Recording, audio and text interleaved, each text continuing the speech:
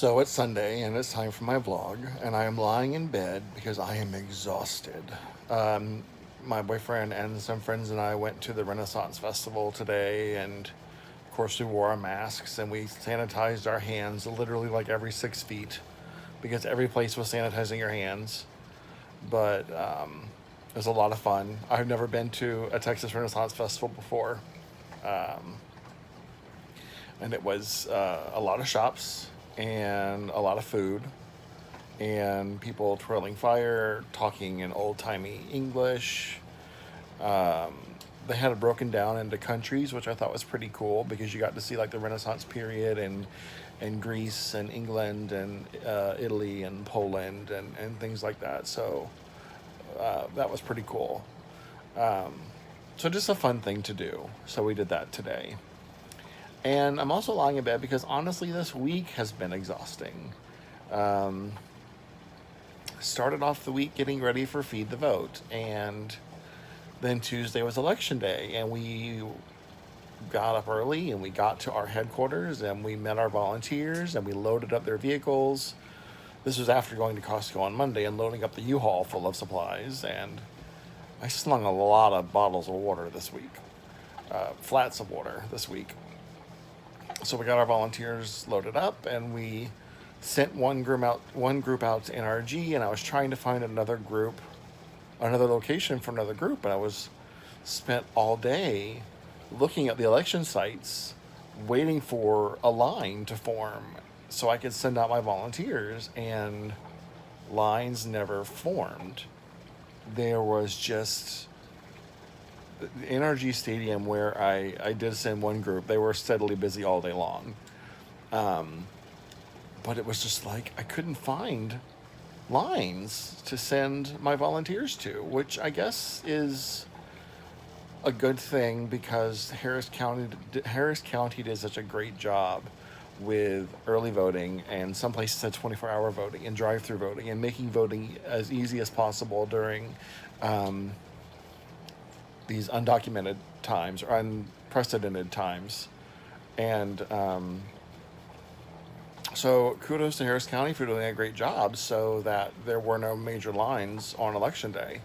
However, for what we were doing, we needed lines.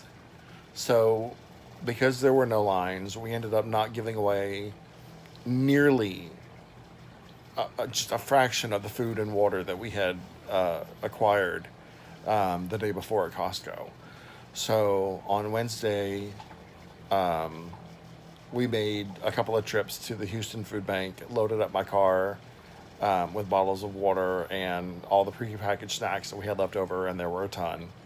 And we made two huge donations to the Houston Food Bank. So I guess in a way, we still did some good for some Houstonians, and we, the objective was for us to make sure that people didn't have to leave voting lines, and I guess they didn't have to because there were no lines, but I would have liked to have seen, I know it sounds selfish, I would have liked to have seen some lines just so that all the work that we put in to Feed the Vote would have gone to what the plan was. So I still consider it a successful event. I still recognize that we did a lot of good work and we put out a lot of great energy into the universe, and we help people and we help feed Houstonians by donating it all to the food bank. So I recognize that. Just because it didn't go exactly as I had hoped it would go, I still recognize that we did a really good thing. And then just spending the week waiting for the election results. That's exhausting.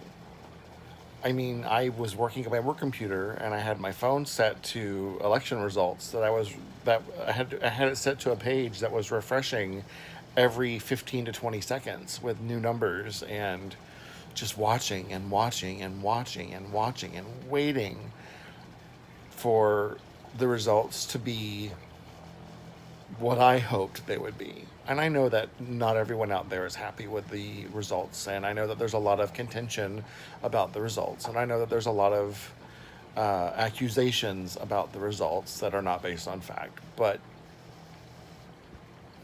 personally, I am happy with the results. Like I said, I recognize that not everyone is, but for my mental being, I I'm very happy with the results. And I had a conversation with somebody in my family that was upset because I had made a comment that if you are a friend of the LGBTQ community, you cannot support Trump because of the laundry list of items that he has done that have affected the LGBTQ community and honestly will affect the LGBTQ community for years to come, even after he's out of office. And this other person was like, well, he claims to be a friend of the LGBTQ community. And I'm like, let me show you all the reasons why that is wrong. And then she's like, well, if you think that just because I support Donald Trump, I hate gay people. And I think initially I said yes, and I probably didn't mean to say yes, but the reality is you may not hate gay people, but you are comfortable supporting a candidate who does, and letting that candidate speak for you, and letting that candidate do the damage that they're doing to my community, to my family. So this election was very contentious. This election and the past 4 years have caused rifts in families, rifts in friendships. A lot of people say, well, I can't believe you're going to lose friends over politics. That's not it. You're losing friends over morals. Because what the different parties stand for anymore are not just about politics. It's about morals. That's the way the party system has become. So, tangent, sorry. But I personally am very happy with the results. Friday night, I had my son. He has Taekwondo, and then I pick him up from Taekwondo and bring him home. Well, he wanted my boyfriend to come to Taekwondo. So my boyfriend came here, and we drove down to Taekwondo, and my son was super excited that he was there and got to see Taekwondo. And then we left Taekwondo and went to Subway, which we do, and came back to the apartment, ate our sandwiches, and then we played some video games for a while and had a great time. And I just love how my son and my boyfriend get along. And I was worried that they weren't going to. I was worried that my son may not like my boyfriend. My son may not like the idea of me dating someone else. My son may not like the idea of me loving someone else. But he refers to my boyfriend as his new BFF. And honestly, that just makes me happy.